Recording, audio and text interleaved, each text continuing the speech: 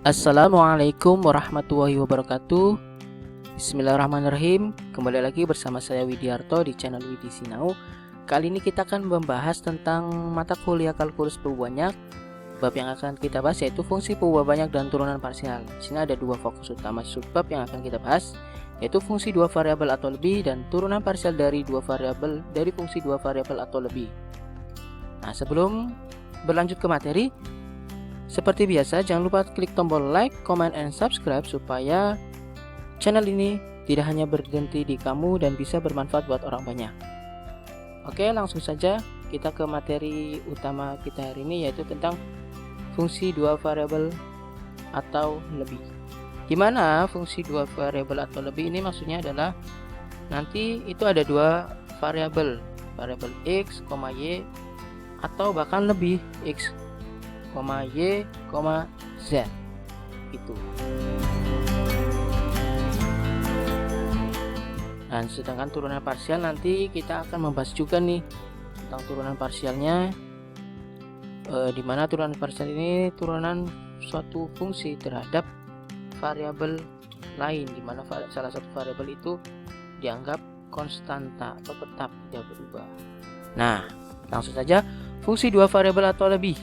Suatu fungsi dengan peubah bebas atau variabel bebas lebih dari satu disebut peubah banyak. Nah, kenapa disebut peubah banyak? Karena mempunyai dua variabel atau lebih. Lebih dari satu ya. Fungsi dengan dua variabel yaitu dimana x, y atau bahkan tiga variabel x, y, z dan seterusnya. Bisa 4, 5 dan seterusnya. Fungsi dua variabel atau lebih itu fungsi f yang memadankan setiap pasangan terurut dalam himpunan D atau domain atau daerah asal pada bilangan real. Contoh, fungsi x, y sama dengan x kuadrat plus 3y kuadrat, dan fungsi g itu x, y sama dengan 2x akar y. Kemudian tentukan nilai f min 1,4 dan g min 1,4 juga. Nah, ingat ya, yang namanya fungsi dua variabel atau lebih ini terjadi dua, ya, x, y. Kemudian perhatikan bahwa f min 1,4 artinya nanti fungsi dari x, y di sini untuk masing-masing variabel x dan y kita gantikan dengan angka yang diminta, yaitu di sini x-nya min 1 dan y-nya itu 4. Maka nilai dari x dan y kita substitusikan ke dalam rumus fungsi. Nah, x-nya kita gantikan min 1 kuadrat plus 3y kuadrat, itu y-nya itu gantikan dengan angka 4. Jadi hasilnya itu 49. Begitu juga untuk fungsi g-nya. Kita masukkan ke dalam rumus 2x akar y. X-nya itu min 1, kemudian y itu kita gantikan 4. Hasilnya itu min 4. Untuk f x, y sama dengan x kuadrat plus 3y kuadrat, domainnya adalah seluruh bidang. Nah, domainnya seluruh bidang ya. Untuk gx sama dengan 2x akar y, domainnya adalah x, y itu sama dengan x-nya itu elemen suatu bilangan real, di mana y itu lebih dari 0. Nah, jika z sama dengan f x, y, di mana x dan y ini disebut peubah bebas dan z disebut peubah tak bebas. Maksudnya x dan y disebut peubah bebas itu artinya nilai x dan y itu nanti bisa berubah-ubah, namun untuk z-nya itu tidak, ya, artinya tetap. Cuma nanti hasilnya jika x dan y disebut peubah bebas digantikan dengan nilai lain, maka hasilnya juga akan beda gitu.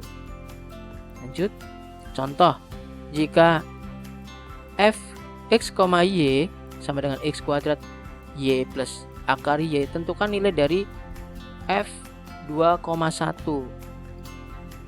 Ya, kita jawab f x, y sama dengan x kuadrat y plus akar y. Maka untuk f 2,1 artinya x nya kita gantikan 2, y nya masing-masing y kita gantikan dengan 1.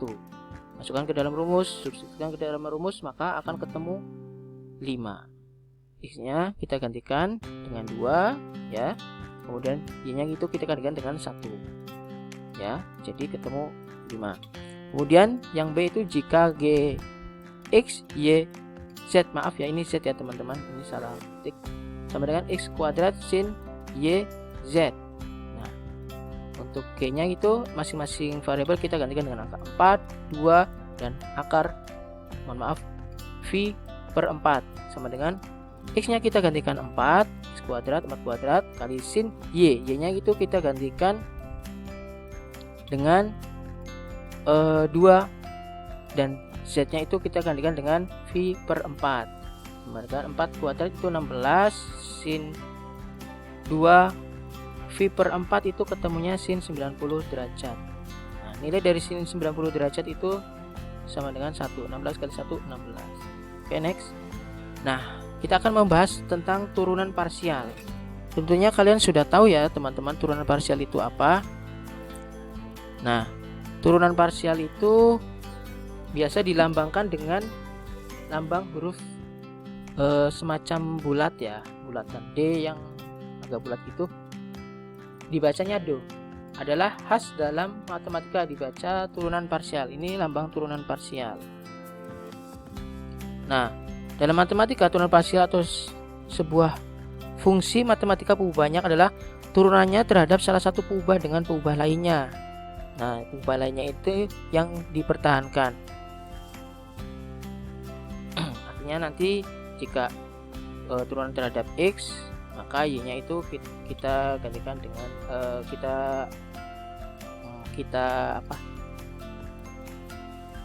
kita anggap sebagai konstanta. Nah, turunan parsial f(x), y terhadap X diperoleh dengan cara menganggap variabel Y. Semua variabel Y nanti kita anggap sebagai konstanta. Berlaku sebaliknya nih. Saat mencari turunan parsial terhadap Y, maka variabel X-nya kita anggap dengan konstanta. Contoh langsung ya. Tentukan fungsi parsial terhadap X yang nilainya 1,2 dan turunan parsial terhadap Y 1,2 jika f(x, y) itu X kuadrat Y plus 3Y pangkat 3. Kita jawab. Ingat, turunan parsial terhadap X ya. Turunan parsial terhadap X artinya semua yang mempunyai variabel X nanti kita turunkan. Di sini yang mempunyai variabel X ada di depan, X kuadrat kita turunkan menjadi 2X. Nah, ingat, turunan terhadap X itu berarti Y-nya itu kita anggap konstanta, artinya tetap tidak berubah nilainya 2X Y. Sedangkan di sini tidak mempunyai variabel X karena terpisah dengan tanda penjumlahan, maka kita anggap 0. Jadi 2X Y. Nah, yang diminta itu X-nya itu bernilai 1 dan Y-nya itu bernilai 2. Maka kita substitusikan nilai X dan Y sama dengan 2 itu kita substitusikan ke dalam fungsi parsial terhadap X tadi. Jadi hasilnya itu 4. Kemudian untuk yang fungsi X kuadrat Y plus 3Y pangkat 3 turunan terhadap Y-nya, maka kita anggap semua variabel X itu kita anggap konstanta dan yang diturunkan itu cuma variabel Y. Yang mengandung variabel Y di sini ada 2 ya, depan dan belakang. Maka Y kita turunkan itu sama dengan 1. Turunan dari Y itu 1 kali. Ini konstanta X kuadrat, berarti X kuadrat tetap plus 3Y pangkat 3. 3Y pangkat 3 kita turunkan menjadi 9Y kuadrat. Jadi X kuadrat plus 9Y kuadrat. Nah, untuk ini Y ya teman-teman, mohon maaf ini ada kesalahan teknis. Turunan parsial terhadap Y untuk masing-masing nilai X dan Y itu kita gantikan dengan 1 dan 2. Maka kita substitusikan ke dalam turunan parsialnya, akan ketemu 37. Kemudian yang nomor 2 itu jika Z sama dengan X kuadrat sin X Y kuadrat. Tentukan turunan parsial Z terhadap X dan turunan parsial Z terhadap Y. Nah, di sini kita akan mencari turunan parsial Z terhadap X terlebih dahulu. Di sini teman-teman ingat, di sini ada X kuadrat kali sin X kuadrat. Di sini ada namanya turunan ya, turunan yang bisa kita sebut. Ya, kita lanjut. Di sini kita ketahui itu x kuadrat kali sin x y kuadrat. Nah, jika ada turunan parsial seperti ini, maka ini bentuknya u kali v. Maka nanti rumusnya itu u aksen kali v plus u v aksen. Nah, di sini masing-masing dari soal ini kita misalkan x kuadratnya itu kita misalkan dengan u, kemudian turunan dari u itu 2x. Kemudian v-nya itu kan sin x y kuadrat, maka turun dari v itu cos x y kuadrat kali y kuadrat. Nah, selanjutnya yaitu kita masukkan ke rumus u aksen v plus u v aksen. U aksen itu 2x, v itu sin x kuadrat. Ya, kita lihat di sini. Kemudian plus x kuadrat. X kuadrat itu ini u, kemudian kali v aksen. V aksennya di sini sudah ketemu, itu cos x y kuadrat kali y kuadrat. Maka hasilnya itu 2x sin x kuadrat plus x kuadrat. Untuk variabel yang pangkatnya tertinggi itu kita taruh di depan, x y kuadrat y kuadrat kali cos x y. Kemudian selanjutnya